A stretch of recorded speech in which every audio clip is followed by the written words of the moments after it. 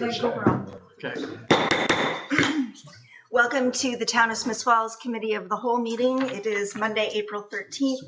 I'm Jennifer Miller, Town Councillor, and I'll be your chair for this evening's meeting. If you would pause and reflect, we'll start by reading the land acknowledgement.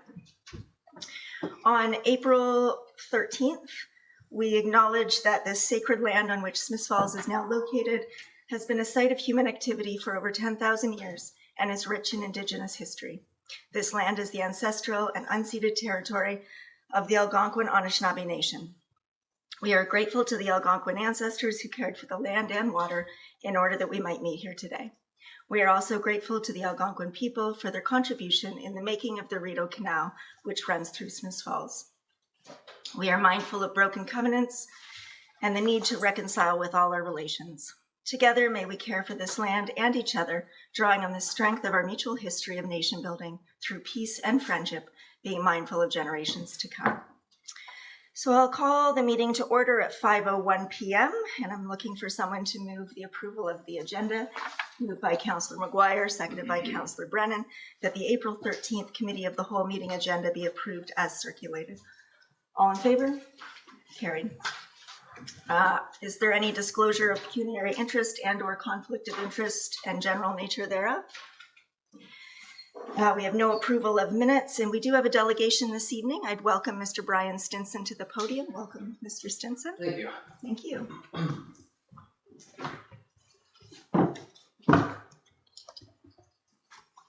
You can go ahead whenever you're ready. Okay. Yes, thank you. All right.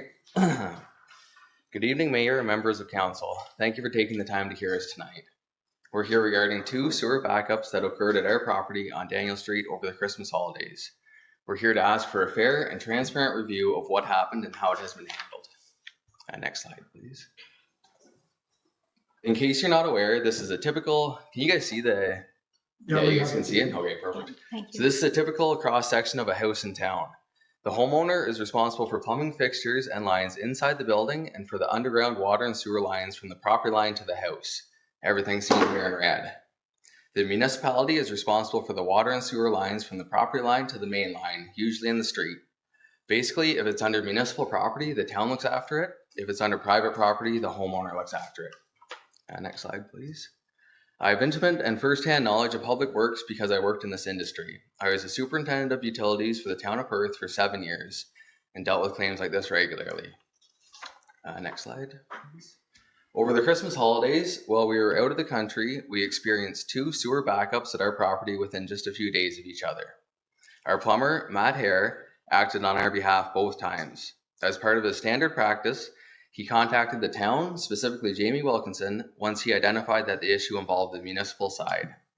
So Matt comes and attends to the backup Sunday, December 21st. He cameras the sewer and determines the problem is on town property.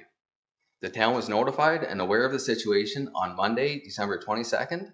The town elected to do nothing about the situation at that time. So the second backup occurs on the evening of December 24th. This is Christmas Eve from the same issue. Matt and Jamie Wilkinson are on site Christmas Eve to confirm it's a town issue again. The town immediately obtained emergency locates and replaced a section of pipe on the municipal side December 29th. This rectified the issue. And for those who do not know about locates, they're required before you dig and they take 5 to 10 business days. Unless, of course, it's an emergency, then they're expedited. Next slide, please. So to put it into context, on the night of Christmas Eve, the second backup occurs.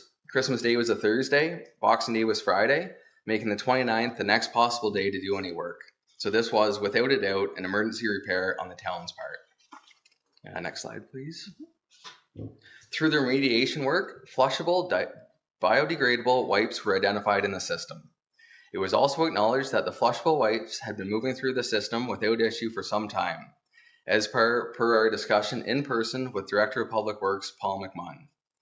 We have had the same tenants for years living in the building. Nothing has changed from a usage or any other perspective. What did change was the condition of the municipal pipe, specifically a blemish or imperfection commonly found in no corrode pipe, which created a point where sewage effluent got caught and led to a complete blockage which filled the basement with sewage twice. Next slide, please. After the town excavated and replaced that section of pipe on the municipal side, the issue was completely resolved. The sequence of events is quite clear.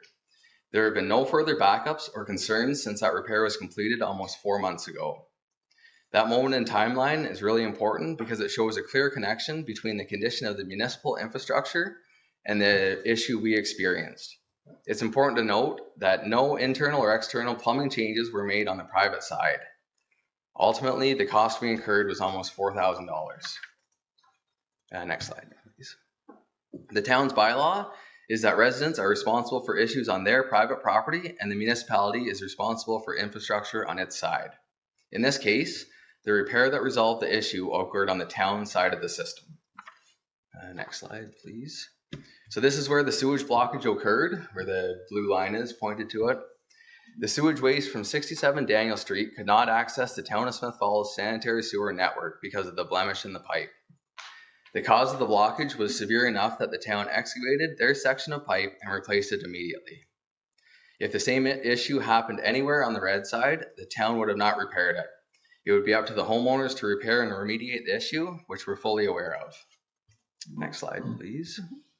In recent history, the town of Smith Falls operating practice was for the plumber to call the town regarding these issues.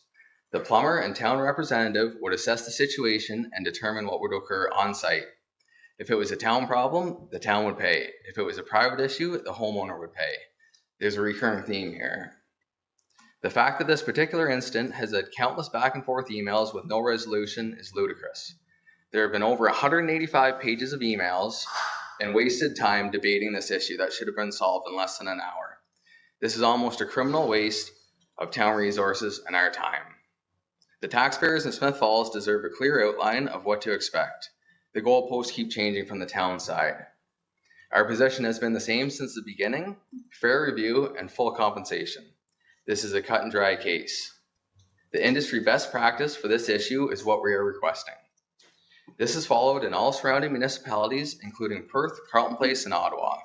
When has this practice changed for the town of Smith Falls? In my 7 years experience, the municipality would pay the contractors directly for the costs incurred. Because it was over Christmas and the service we received, we wanted the contractors to be paid as soon as possible, and then the town would reimburse us, like it should have been. We were out of the country and forwarded the invoices onto the town when we got back, never imagining the ongoing saga this has become. Next slide, please. Since early January, we've been working through this with Paul McMunn through emails, phone calls, and an in-person meeting. We've received multiple different offers of compensation, but no clear or consistent explanation as to why full compensation is not being considered. The first offer was made immediately to cover part of the cost of the second, December 24th, backup. The second offer was no compensation. Paul literally denied the claim and any responsibility. The third offer was for part of the first backup, so this is December 21st, so it's partial compensation again, but a different part than the first time. During the in-person meeting, Paul explained to us how negotiation works and told us to give him a number we felt reasonable accepting. We've had 4 different answers over this period. None of the offers have had any logic, justification, or explanation of why they are being offered, other than Paul telling us he was throwing us a bone by offering anything at all. We have told Paul on every occasion and never wavered that the only number we feel is reasonable is full compensation for the costs we incurred as a result of town-side infrastructure failure. The effect on our livelihood and family is real. It's almost $4,000 out of our pockets that we've had to float for the last 3 months now. This is a serious issue. That money can buy us 6 months worth of groceries. We also reached out to the mayor and CAO to better understand next steps, but haven't received a response. We have called the mayor and left messages on 6 occasions over the past 3 months with no response. We have also called the CAO the same amount of times. So that's about once every 2 weeks over the last 3 months. We only received a call back from Giselle on March 27th after being prompted by Carrie. We still have not heard back from the mayor or CAO. I get it, we're all busy, but returning taxpayers' calls is common courtesy, and I believe it's required in your position. I'd like to acknowledge Carrie Costello. She's been very helpful. She's been the only town employee to answer questions directly and reply to our inquiries promptly.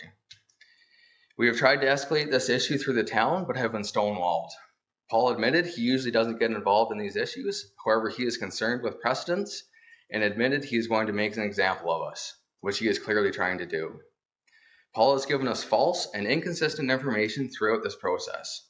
I know this because I used to be in this industry. I used to do this. Paul suggested we go through the town's insurance and has denied us any means of connecting with the town's insurance on multiple occasions. Again, what are we supposed to do? Paul McMahon has failed to answer direct questions that we have repeatedly asked. What basis do you have to deny us full compensation? What metrics are being used to establish 4 different and inconsistent offers to settle? The points that Paul keep coming back to are notification timing and the flushable wipes, neither of which bear any clout on the actual problem. The town was notified the next day of the initial backup, as confirmed by MRH Plumbing. The town elected to do nothing about the issue at that time.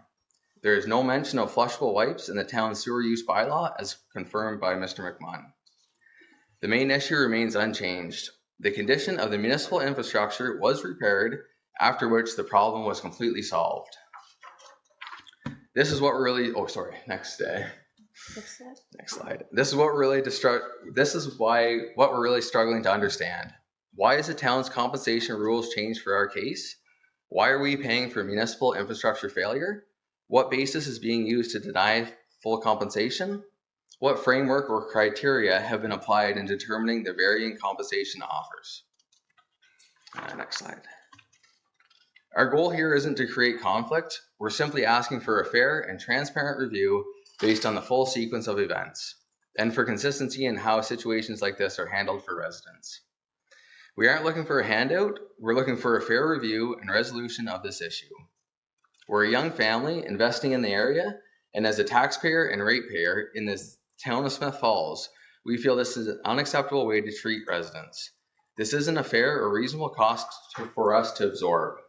The fact that no one will get back to us to help resolve this matter is frustrating, and quite frankly, it's unacceptable. Do you not call clients back at your business? Isn't it your job to represent and serve residents? We don't want to be here, you don't want to be here listening to us, but this seems to be the only way this matter can be heard. We appreciate your time and happy to answer any questions. Thank you. Thank you, Mr. Stinson. I appreciate your time today and your presentation. I'll turn it to my colleagues now to see if anyone has questions, comments. Mayor Panko? Sure. Thank you, Mr. Stinson. First off, we appreciate you providing your side of the story. And there's obviously 2 sides to a story. You've made some disparaging comments about staff, which I think it's important that we have the understanding from staff about why we've got to the point we're at. And I know simply as recently as 2024, the town did advise people not to flush wipes, that they can cause clogs, they can cause sewer backups, and can lead to the problems that you've described, that you've experienced. So I think there's more to this than town responsibility. Obviously, the wipes cause the backup.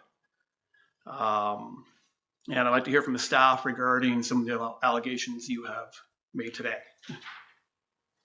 So I don't know if you don't mind taking a seat, maybe Mr. McMahon can provide some answers to our questions from the town's perspective, please. Will I get a chance to speak again? That's up to the chair and the council. Thank you. You've had a chance to express yourself so far. It's important that we hear from staff and that the record not just be what you presented today. Right. Okay. Thank All you. right. Thanks again for your Thank you. presentation. Director McMahon?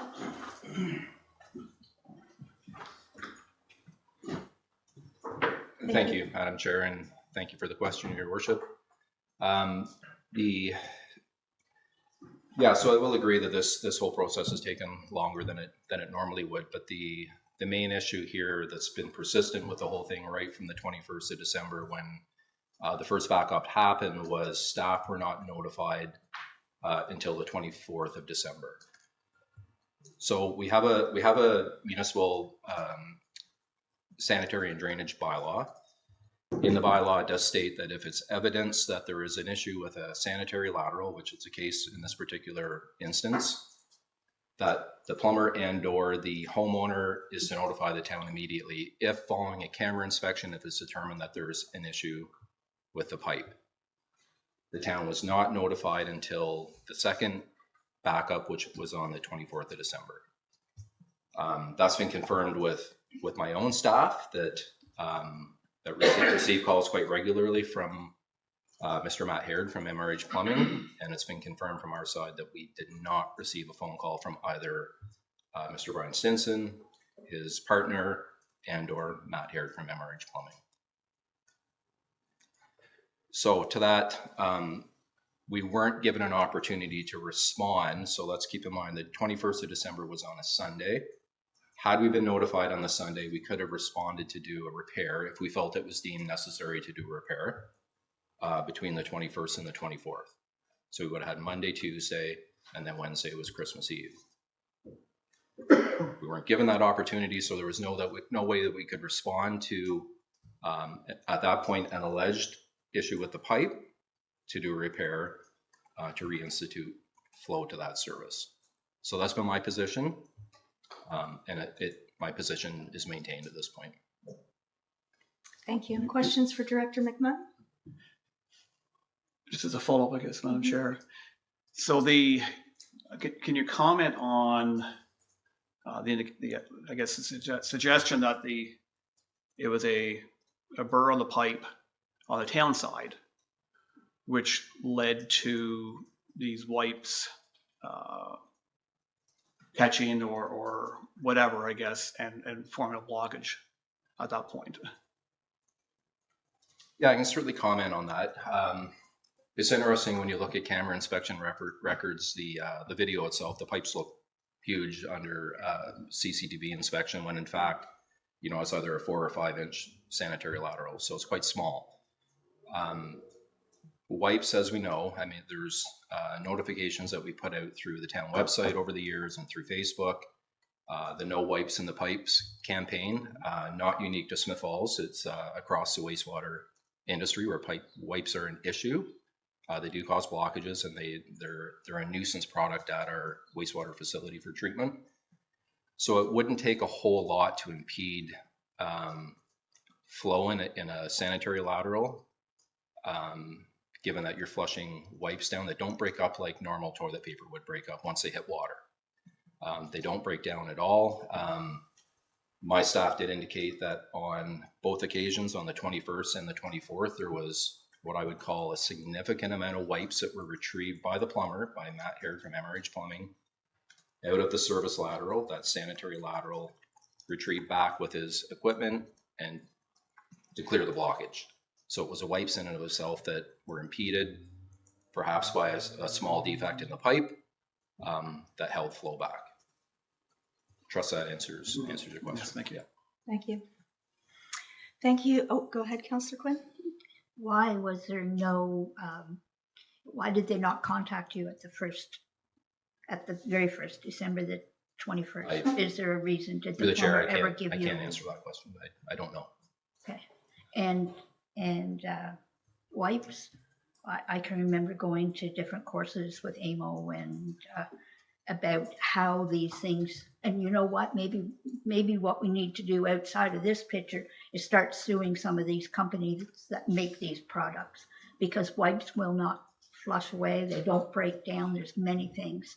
And I remember one of the courses that I went to, and the men that were giving the course was talking about big cities like Toronto, and they actually have to use dynamite in some of the pipes because the blockages become so impacted and so hard from all these things that we are putting down our drains that we shouldn't be. So you know what, maybe this is a whole education system, and I'm not saying we do it tonight, in the future maybe, but there is a major problem. People need to understand what you can put down those drains and what you can't put down the drains. Thank you, Councillor. Thank you. Okay, thank you, Director McMahon, for sharing that, and thank you, Mr. Stinson, for coming tonight and for your delegation, and we'll wrap that delegation up for this evening. We're now... One more point. Thank you. We've finished your 10-minute time with the delegation, so I'm afraid we have to move on with our agenda now. Thanks for coming.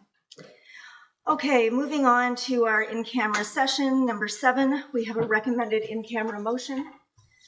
Moved by Councillor Brennan, seconded by Councillor McGuire, that Council of the Corporation of the Town of Smith Falls, as provided in Section 2392K of the Municipal Act 2001, as amended, move into a closed meeting at 5:20 p.m. to discuss a position, plan, procedure, criteria, or instruction to be applied to any negotiations carried on or to be carried on on behalf of the municipality or local board. All in favor? Carried. We'll be back as soon as we can. Thank you for your patience.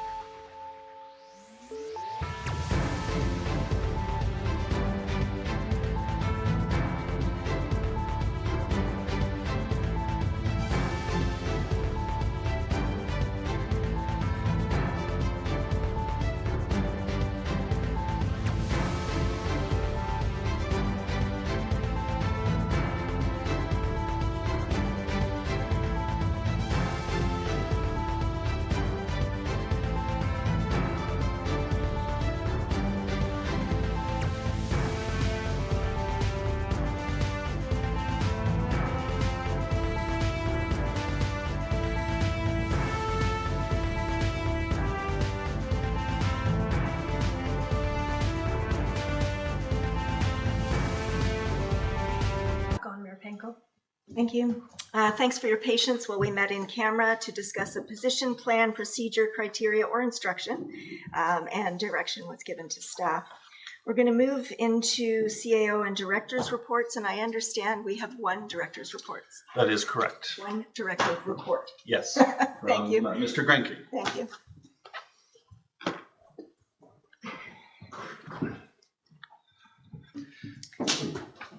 Thank you, Madam Chair. Just a quick update on planning legislation in the fact that there is more changes upcoming to planning legislation. So just giving council just advising council that on March 30th, the province released Bill 98, which is entitled Building Homes and Improving Transportation Infrastructure Act. So that outlines a number of changes to transportation and development related legislation. There's a fair bit regarding harmonization of transit services around the Greater Toronto Area. That won't really impact us, but there's a number of proposed changes to the Planning Act, including standardizing official plans, site plan submission requirements, and a number of other things. So at this point, staff are digging deeply into the legislation. We'll have a look at the potential impacts to the town, and we'll be reporting back to council in a couple of weeks, and with potentially council's the ability to provide comment to the ministry. So most of the sections of this legislation have public feedback open until May 14th. So we'll be looking to get ahead of that. So just a quick update that this is coming down the pipeline. Thank you. Thank you, Manager Grenke. Any comments or questions? Thank you very much.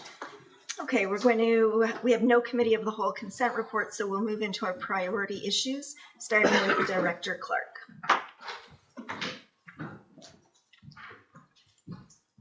Good evening, everyone. So I'm back again. The purpose of this report is to seek clarification for strategic priority 3.1, placemaking and waterfront activation. This is the exact same report that was brought previously, but the expectation was that I bring it back when there are a number of faces in addition to the 3 or so that were here last time. So while funding has been identified in the 2026 capital budget to begin advancing this initiative, clarification is requested and hopefully required to ensure that staff proceed in a manner that aligns with your desires, wishes, hopes, and dreams, because of course we want to make sure that we're spending the allocation in the best possible way. So I would be open to questions. Thank you, Director Clark. Councillor McGuire. Thanks. Could we get a recap of where, because we had it pretty much in a direction last time, and I didn't have a chance to watch the last meeting before tonight. So my understanding was that we were looking at extending the season into November and April, and instead of investing in more plan, we were going to try to spend that money on some investment this year. I think that's probably why Director Clark is here, is just to rehash that and make sure we're all on the same page, would Absolutely. you say? Yeah. Okay, so does someone want to start on that? Do you have a sense of where we ended, or? So if I may, exactly there. I think the intention, I think, is just to make sure if there was other conversations or people who wanted to participate in the conversation, then it was open. I think there was also folks, obviously this is a fairly significant request. So I think the hope was we're looking at, are we looking at incremental? What's the big vision down the road? What do you need us to do in the immediate? We do have $60,000 allocated currently for this year. That won't buy us tons, but it will get us started. And we already have a plan for Lower Reach through the reimagination of the Reach. We also have a number of documents that have been created that we could give some direction to how we want to roll things out. So I think just wanting to be really crystal clear in what your expectations are, because we would be shifting a strategic priority, and that is something that I would prefer you guys to do as opposed to making it up on my own. Thank you for that. You're welcome. Councillor McKenna. Well, thank you, Madam Chair. And I did talk to Director Clark this morning, went over my thinking, how it's evolved since that first discussion. But Councillor McGuire is right. We did say that, if memory serves me well, we want to future-proof some of our trails. So we may not run them year-round at this point, or even the next 3 or 4 years, but we wanted to build them out so that they could be operated and maintained year-round. My thinking went farther, and I started looking at the recreational opportunities, and I started eliminating things that aren't considered year-round, like play structures, the children's bike parks and skateboard parks, pickleball, outdoor courts. Those things aren't year-round, so we don't. So it really came down for me was trails, and how do we start to move towards a year-round trail, in particular the Grand Trail of the Mall that does that loop along Lower Reach uptown, perhaps down Queen Street, and does that giant loop. So I wanted, if I was doing anything, I'm not sure we need to be there, operate it year-round at this point, but in the future, I'd like to start to build it out, that it could be maintained that way, including where would the lighting be, add trees that we know that aren't going to be in the way as we develop further, add benches, those kind of things. So what else did I write down? Yeah, and I liked in the report, as I reread it, Director Clark has outlined that there's a continuum of year-round operations. So some of this is fully operated every day throughout the year, and some of it is what we'll do is just clear the snow on the path. We're not going to pick up garbage. So there's a whole range of things that we can do on that list, and without knowing that we're at capacity now, adding anything would mean more operational dollars. So we weren't talking about that this year, probably not next year, but we want to build out that one particular trail is my thought, so that it can be year-rounded when the timing is right. Thank you. Mayor Panko? Yeah, I really agree with Councillor McKenna's comments, and I think it's really those shoulder seasons. I think, yes, we stop maintenance at Thanksgiving and don't resume until a long weekend in May. And reality is you can enjoy those parks for at least a couple more months, generally, in the fall. And there's no reason why people can't be enjoying them today, as early as March or April. I appreciate the staffing challenges, because I know when the ice is in, the people who are normally doing the park works are working in the facilities. So that's the conundrum I guess you're faced with, and I guess we're all faced with. But I think it's a matter of how do we continue to enable some usage through those seasons, recognizing we're not going to be out there plowing snow and salting and sanding the trails through the winter, at least not at this stage. And maybe someday if it's all paved or it's on the hard surface, that might be more practical, but that's not practical today. But I think in the interim, how do we still get some enjoyment of that space before winter really hits? Thank you. Councillor Quinn and then Councillor Brennan. Thank you. I agree that we need to work towards getting our trails so that they can be used more. But the one thing that I really think we need to get working on, and that's the road at Lower Reach Park. It's disgusting. And to say that the park is not open is not true, because the Kinsman building is open all year long. So we have to think about a portion at least that can be maintained so that they can get into that building. Doesn't need to be all of it, but we need to get a certain part down in there. And so that the road isn't just continually washing away. That's costing money by not having a good solid roadway there. That is costing us money. Thank you. Councillor Brennan? Yeah, just a question. We're fixing that road this year, aren't we? Absolutely, yeah. Good. So I agree with my colleagues on the shoulder season thing, and the in your report you say year-round functions. It's a guiding principle. It's not operational. So I noticed you have some swings up at Lower Reach now, so that's something that can be done early, and like now. And that's good. That's done. So, I think that we can look towards the shoulder seasons, especially as the mayor said, like this time of year, just pick away at it type of thing. And someday maybe we'll have paved trails around Lower Reach, but it might be a matter of putting garbage cans out earlier and that type of thing, because I know there's lots of people walking down there. So. In principle, I think that we should work towards more shoulder seasons, and then down the road, keep it in the plan for looking at what we can do year round. Thank you. Councillor McGuire. Thanks. Yeah, I agree with Mayor Pinko and Councillor McKenna's points. And I just want to, personally, I'd like to see us give a little more specific feedback on how we spend the 60,000. And for me, that would be hard surface, accessible, lit trail in a place that makes sense to start off this infrastructure. I'm just wondering what the consensus is on I that. agree. Nodding. Councillor Brennan. Yeah, I agree with that. And I think we had money to do the hard surface down where the Kilmarnock, the bridges that Kilmarnock put in, and Parks Canada put a snafu on that. And I think we had to do an archaeological study for them, and then they finally said, well, it's not on our plan. So maybe something more away from the water to pave would be okay. I don't know where. But. Thank you. Mayor Panko? Yeah, I wonder if there's synergies with the upcoming work for the new parking lot and access point, and if we simply take advantage of that work to at least maybe do a certain loop or distance that's going to be fully accessible and usable for a stretch anyway, as far as 60,000 will take us. So if I may, the original iteration of the parking lot, we've moved off that, so we'll be bringing something back once we get the new design.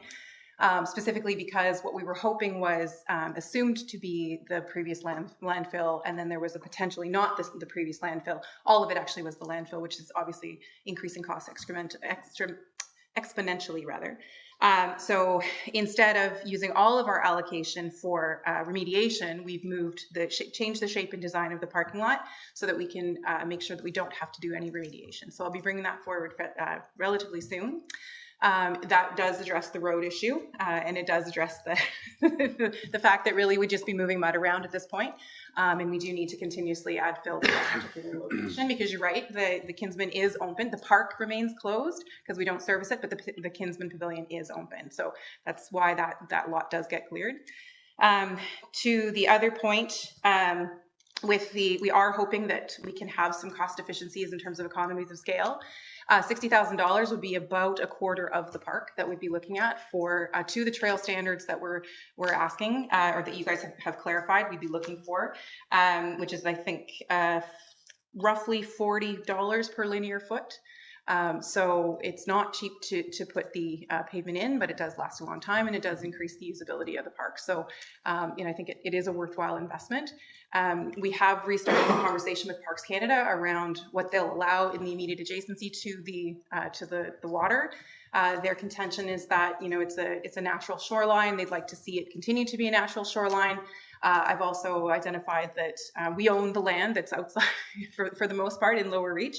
I think we can get creative with where that trail is. Our first priority would be to try to do the loop around Lower Reach, was just under a kilometer. So we'd be trying to do as much as we could with that. Again, that's dependent, that 60,000 may get eaten up fairly quickly, depending on the soil samples that we're hoping to take, but we don't think we would hit the landfill with generally where it is right now. So we'd like to do some soil samples and move forward with that, just as we're preparing for the parking lot. So again, some of those economies of scale are going to be really helpful. So that's a long way of saying yes. Okay, super. Great. And thanks for asking for the feedback tonight. What I think I heard was that we really would like you to extend the shoulder seasons as best as you can. Accessibility, hard surface, what we can for our little budget for this year, and lighting as well. So that cover pretty much everything we said. Plant a tree. Excellent. Great. Okay. Thank you very much. And I'm just going to backtrack. Typically after a delegation, we either add a priority issue or we give staff direction. So to me, I should have done that earlier, and I'm sorry that I didn't. So I'm just asking if we need to add a priority issue, or if we ask for a staff report to come forward for next steps. Yes. I'm fine. This is really an operational matter, Okay. and I'm confident staff have handled the situation appropriately. I appreciate Mr. Stinson disagrees, but that doesn't mean it wasn't handled appropriately. So I'm fine with staff continuing to navigate their way to a conclusion with this. Yep. Thumbs up on that one. Sorry for my error there. Thank you very much. Okay, so moving through priority issues, Mayor Panko, community cupboards and community gardens.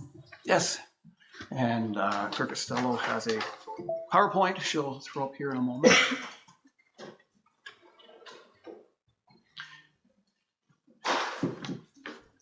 So it's, oh, I'll wait for this to come off it. So as you're aware, the Smith Falls Equity for All Committee has been working on 4 primary pillars: so food security, affordable housing, poverty reduction, and inclusivity. And as a result of that, we did a declaration. So we had heard delegations last year, delved into the issue of food insecurity. This council agreed to make a declaration last year, I think it was May of last year. Food security is an emergency in our community. And that's a recognition that there is about probably 1 in 4 people in our community who is suffering from hunger, who is food insecure. And so as a result of that declaration, the Smith Falls Equity for All Committee believed it's one thing to say something and something else to do something about it. And so we've had a group, including the representation of the Food Bank, the Falls Food Hub, Real Community Health Services, Family Children Services, members of our faith community, Duncan J. School, a broad collection of people who are involved on the front lines on enhancing food security and fighting food insecurity within our community. And so that group has been meeting on a frequent basis to try to help better understand the landscape. Next slide, please. So the food bank usage has risen 300% over the last 5 years. Provincially, it's doubled over the last 5 or 6 years. The crisis is greater here. They're regularly serving over 1,000 people a month. And again, those are people who can get to the food bank. There's also people who probably don't have the ability to even get there. Demand for school meals and snack programs has been high. Falls Food Hub, which is working diligently at their new location on Chambers Street, will be opening probably late May, official opening in June. Providing meals once a week at Hanley Hall, as they have for a number of years, and providing about 100 meals a week. The expectation is that we'll move to at least 2 meals a week once they hit the new location, probably 1 evening as well as 1 luncheon. And to put it in perspective, they're very, very efficient with the preparation of meals. They can put together a meal for around $3. So if people are looking to donate, they want to say, well, I want to sponsor a meal, it's about $300. It's a pretty cost-effective way of providing support to the community. For the faith community, which is we have representation on the food security group, they're regularly hearing from people who are just seeking support. And I guess that's the little traditional way. You're looking for help for something, you go to the church. And they are continually facing expressions of requests for support. High cost of housing, especially for people relying on Ontario Works, ODSP, are certainly low wages. We know that the minimum wage is quite far removed from what is a living wage in the area, it's about $5 an hour difference. So those people are regularly spending probably over half their income on housing. And so budget was already constrained. The food budget was already constrained, is even more constrained now. And as I mentioned, 1 in 4 of our citizens are struggling with food security. Next slide, please, Carrie. So certainly we concluded, and it's pretty obvious that it is an income problem. If you're on OW or ODSP, if you're a senior living on fixed income, we've got OAS and GIS, we have a little bit of CPP, you might have about $2,000 a month coming in. And again, the cost of everything gone up in recent years, especially housing, has impaired the grocery budgets of so many of our citizens. So one big outcome, of course, is that we recognize and learn that many people are not completing tax returns. If I have low income, I don't pay tax, I don't need to do a tax return. Very wrong, because you're missing out on thousands of dollars in benefits a year. So there are organizations out there like ConnectWell that help. The Falls Food Hub is working towards an advocate position that could help connect people to resources they need to ensure that you get the Canada Child Benefit. And we heard from organizations that we ran into people who were missing out on the Canada Child Benefit, thousands of dollars of retroactive payments. I know one person right now who is eligible for GIS. They're in their 70s, they haven't done a tax return in many years. They're going to be eligible for probably 5 or 6 years of GIS retroactive payments. So it's that ability to try and take advantage of the government resources that are available to you. Next slide. And we also learned that there's a lack of understanding out there about what is available. And so there are a variety of meal programs in and around Smith Falls. And so we've got a poster, a brochure. Diana Cave, a member of the committee and the Food Security Working Group, has done a great brochure and a great poster to try and help communicate to the public. There's going to be a section on the town website where this information is available. So I would say on a monthly basis, there's probably 8 to 12 different meals available at different places within the community. It's a matter of understanding where they are, what time they are, and how to get there. So this is just a little piece to say, let's try to communicate what is available. Next slide. And then we come up with the idea of community pantries, and they're new to Smith Falls, and there's not a lot of them in Eastern Ontario, not a lot in Ontario, period, but we'll show you in a map in a moment that shows how widespread they are elsewhere. And they're not designed to be a one-all solution. They're designed to be a supplement, help to fill that gap, and they're accessible and convenient. And the principle really is to take what you need and leave what you can. So it's a grassroots initiative. Local individuals, businesses, and organizations can lead the way on this.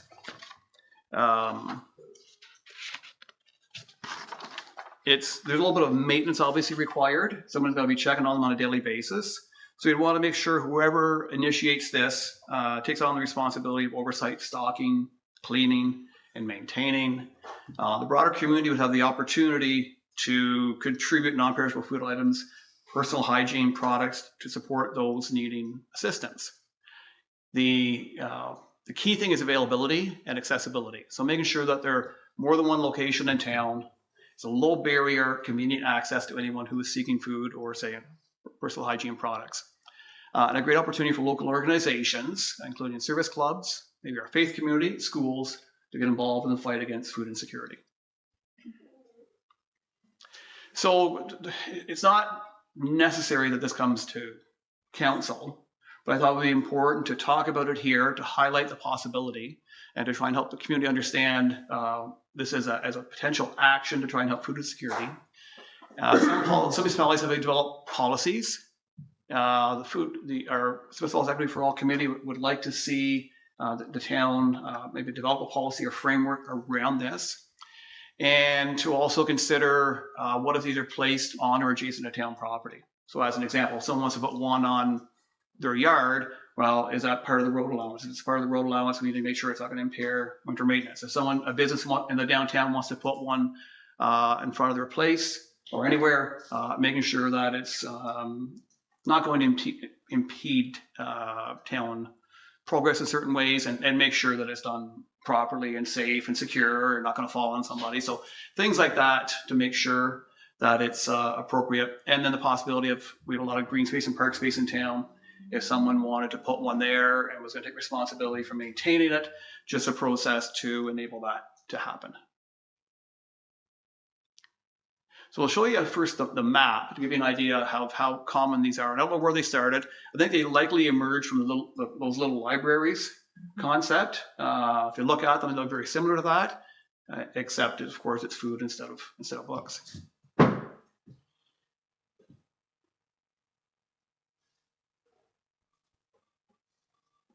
It's on my screen, but it's not on that screen. Mayor Panko, this could be something that you share with us to watch after as well. Certainly, if we can't get it up there. It won't go up on that screen. I'll get Sean to play the video.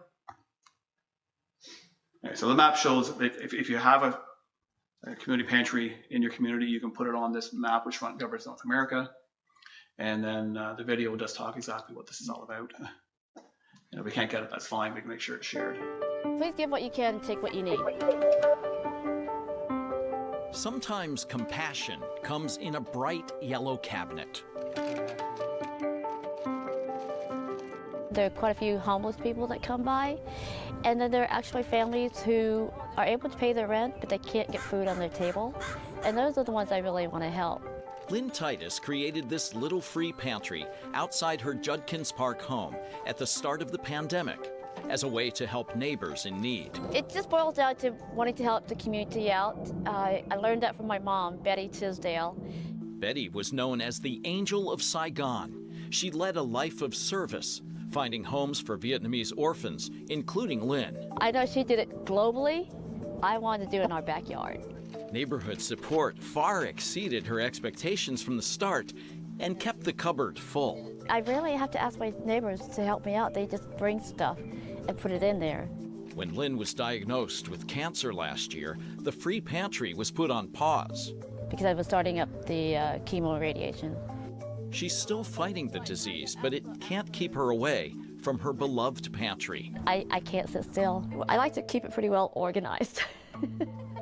Lynn is reopening the pantry with help from family and friends. I like to have a lot of snack stuff for these people. And one very inspiring angel. And I thank my mom, God, up there, that this is my calling. I just love helping people.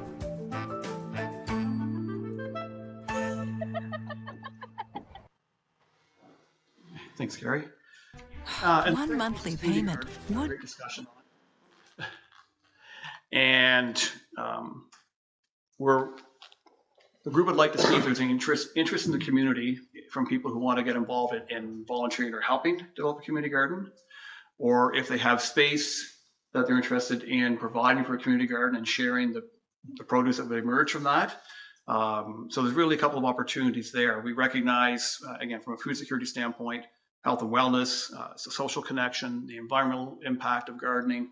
There's a lot of pluses, and the disconnect really is there may be people out there who would like to have a garden but don't have the energy, or a lot of people may have the energy but may not have the space. So if anyone is interested, reach out to me and we can start to make some connections, but I think there's some tremendous possibilities there. Councillor Brennan?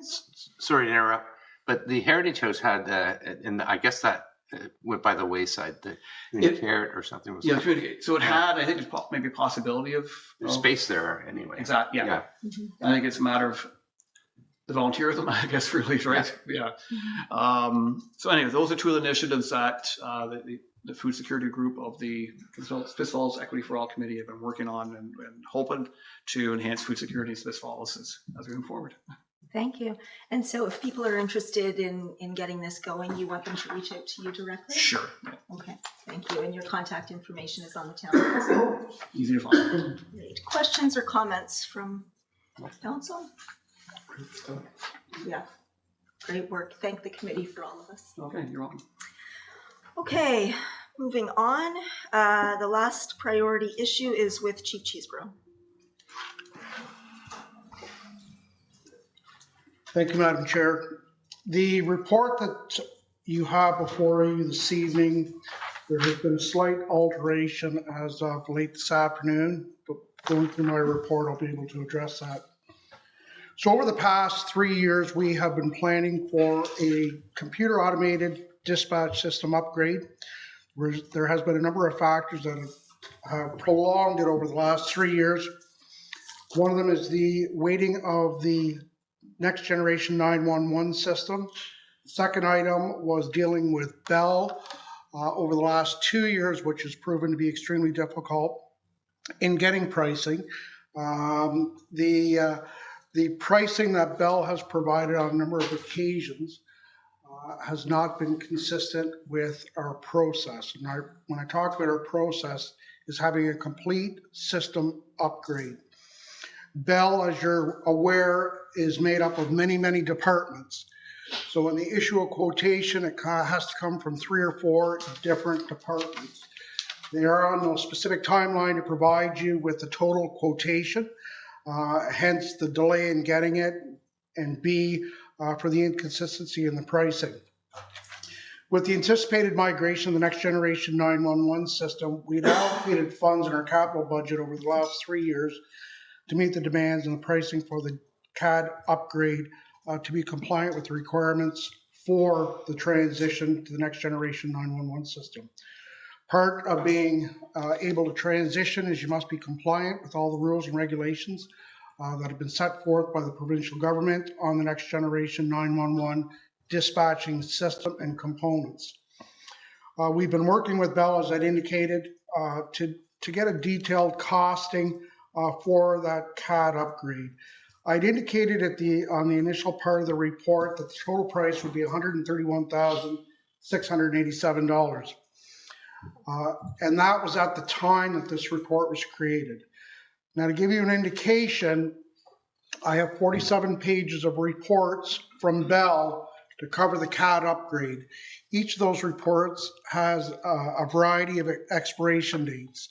The most important and the crucial component for the hardware and software we received Thursday before the Easter holiday and had to have a response by Tuesday following the Easter holiday. If not, we could possibly be subject to an increase. Bell has indicated that they no longer stock equipment or hardware and that it's subject to their outside suppliers. Those suppliers operate on a first come, first served basis. So in conducting the analysis and going through it, we had 3 Zoom meetings, and I can be honest with council, the first Zoom meeting that we had 2 weeks ago, they had presented us with a $60,000 increase, putting the CAD upgrade system up to $195,000. I immediately called for a Zoom meeting. I'm not so sure that my delivery during that Zoom meeting was something they were anticipating, and asked for a 3-day reprieve to review it. Within 3 days, they dropped $65,000. So I said, please get the report together and get it to us, which they did. Unfortunately, the expiry date was within a 24-hour period, which we could not facilitate. So as of today at 4 o'clock, the final increase that they proposed is $2,290 increase on top of the $131,687 indicated in my report.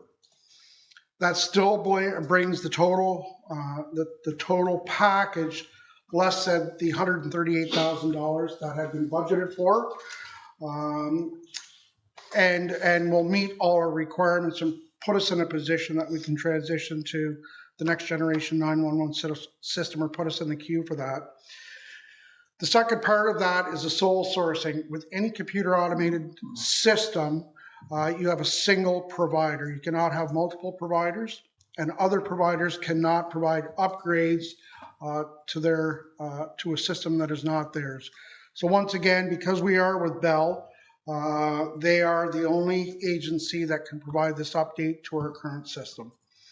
Should we choose not to exercise this option, our only other option is to totally remove Bell as providing that system and come in with a substantial increase and seek a secondary provider to put in a CAD system.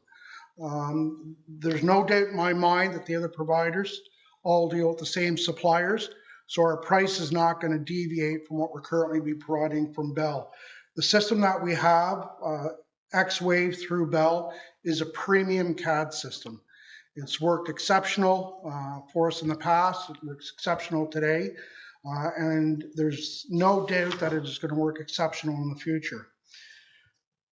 So we're given 2 options with this proposal. One is to accept the proposal as presented with the $2,290 increase on the contract and authorize Bell or provide authorization and sole source with Bell. And the second option is for council not to accept the proposal, which will not put us in a good position as being compliant for the next generation 911 system. It will also not put us into a position where our system is upgraded. That upgrade provides mapping details, provides latitude, longitude, a whole host of details that the system right now is probably 4 updates behind. And it's 4 updates behind is because we've been waiting for this critical turnover to the next system and not having to come back to council to ask for continuous financial support every time Bell changes its mind or the next generation system changes its mind. So my recommendation to you this evening is to approve the report as written with the additional $2,290 increase to the current contract price. Thank you, Chief. Councillor McKenna. Thank you, Madam Chair, and thanks, Chief. I do support your recommendation. I wonder if your recommended motion, if it should read something like in the amount of or up to $138,000, just in case something happens tomorrow. And we saw this with our interest rates. They changed overnight and we're still within the budget. So I just wondered if you had any thoughts that would give you some leeway and not have to come back. Through the chair, excellent comment. My intention is, if approved tonight, I'm walking downstairs, signing the contract and scanning it and sending it to Bell this evening. So we have on record that they got it. Thank you, Chief. Councillor Quinn? Thank you. And yes, I am approving this. You have to have this communication system.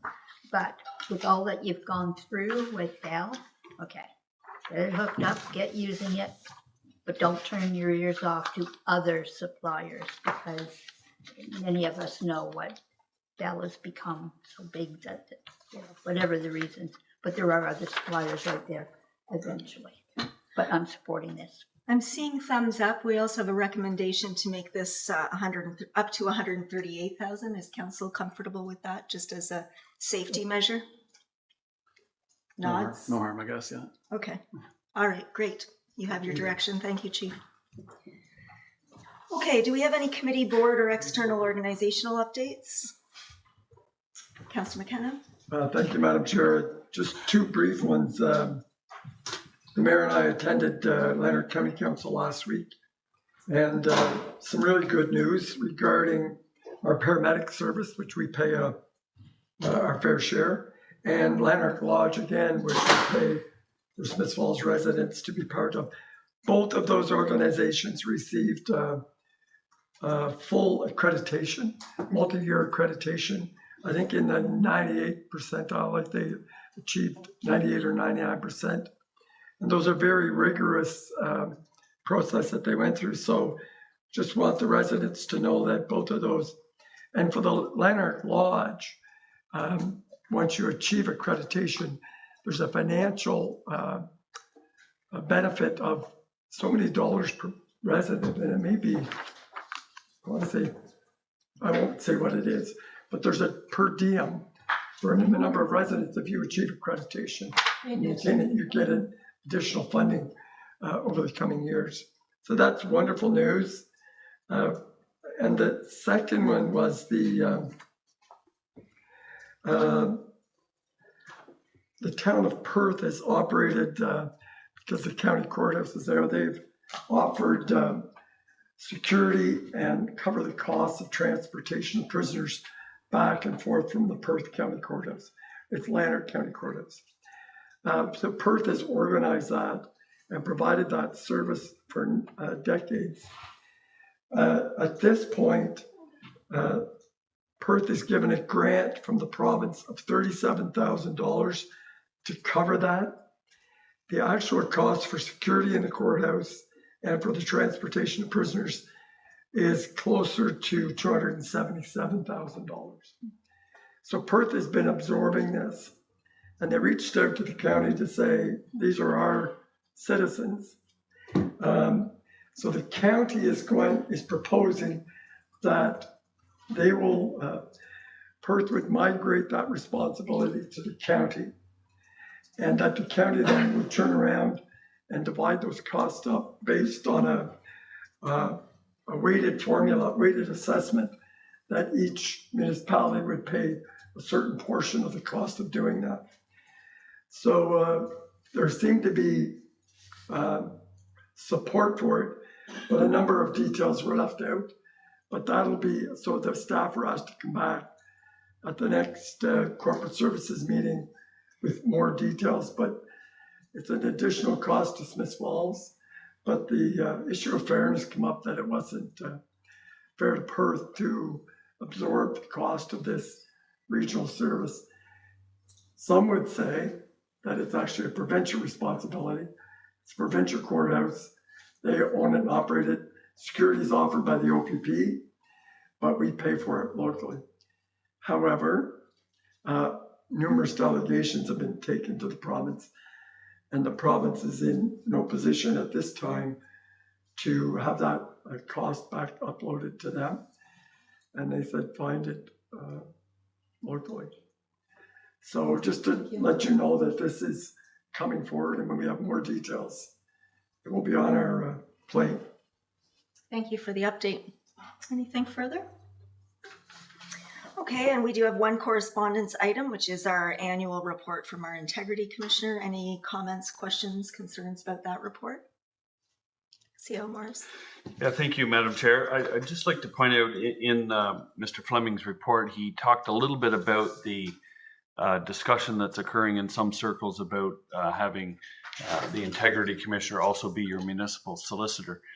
And I know that debate is ongoing, but I think he did a good job of explaining that's not law. It's simply a recommendation of the Ombudsman. So I just wanted to assure Council, we do have the same Integrity Commissioner as our solicitor, one of our solicitors. We get, depending on the issue, we get advice from various solicitors. Mr. Fleming is one of them. My personal belief is that we've not encountered any situations where that conflict would alter his judgment. What's really important to understand is he's working as the Integrity Commissioner for council, the body, not individual people. And lawyers all the time have to separate the personal from their legal obligation. And I think he does that very well. So I just wanted to state that I don't have concerns with the arrangement we have. But if council did have concerns, we could certainly address them. I think Mr. Fleming did that in his letter. So I would encourage anyone listening to have a look at the letter. It explains in very succinct terms how he believes there is not a conflict. It's not uncommon. There are other municipalities that do this as well. And I can say it has not been an impediment here in Smiths Falls. Thanks for pointing that out, and I think he was pretty clear in his letter. Okay, and we have no notice of motions, and I'm looking for a motion to adjourn with Councillor Brennan, that the committee adjourn its, moved by Councillor Brennan, seconded by Councillor McGuire, that the committee adjourn its proceedings at 6:31 p.m. and stand so adjourned until the next called committee meeting, duly called committee meeting. All in favor? Carried.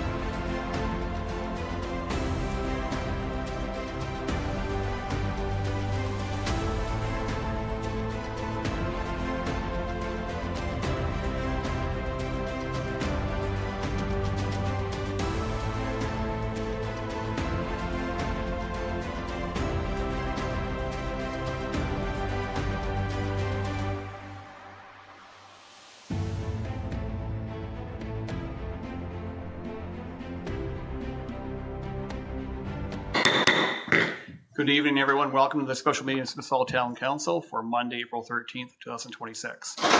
On Monday, April 13th, 2026, we acknowledge that sacred land in which Smiths Falls is now located has been a site of human activity for over 10,000 years in its rich Indigenous history. This land is the ancestral and unceded territory of the Algonquin Anishinaabe Nation. We're grateful to the Algonquin ancestors who cared for the land and water in order that we might meet here today. We're also grateful to the Algonquin people for their contribution in the making of the Rideau Canal, which runs through Smiths Falls. we're mindful of broken covenants and the need to reconcile with all our relations. Together may we care for this land and each other, drawing on the strength of our mutual history of nation building through peace and friendship, and be mindful of generations to come. I will call the meeting to order at 6:34 p.m. A motion for approval of the agenda is with Councillor Brennan, please. Thank you. Moved by myself, second by Councillor Quinn, that the April 13th, 2026 special council meeting agenda be approved as circulated. Thank you. Moved by Councillor Brennan, second by Councillor Quinn, that the April 13th, 2026 special council meeting agenda be approved as circulated. All in favor? That's carried. We have no approval of minutes. Any further council reports or updates? Nothing. I have no proclamations or presentations myself. We have no consent agenda. We have no motions, but we do have one bylaw with Councillor McKenna, please. Thank you, Your Worship. Moved by myself, seconded by Councillor McGuire. The bylaw to approve computer automated dispatch, or CAD, upgrade, and the sole sourcing to Bell to an upset limit of $138,000. Be read a first time and taken as read a second time. Thank you. Moved by Councillor McKenna, second by Councillor McGuire. The bylaw to approve the computer automated dispatch, CAD, upgrade, and the sole sourcing to Bell to an upside limit of $138,000 be received for the first time and taken as read a second time. All in favor? Carried. Discussion, please, Councillor McKenna. Yes, as we move forward with Next Generation 911, this CAD, or Community Automated Dispatch software and hardware, is vital in order for us to be eligible and to be able to deliver Next Gen 911. Any further comments? Third reading, please.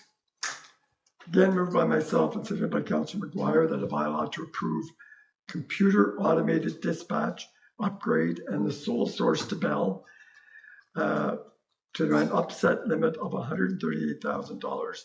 Be now read a third time and finally passed, signed, sealed, and numbered 10688-2026. Thank you. Moved by Councillor McKenna and seconded by Councillor McGuire. The bylaw to approve the computer automated dispatch, CAD, upgrade, and the sole sourcing to Bell to an upset limit of $138,000.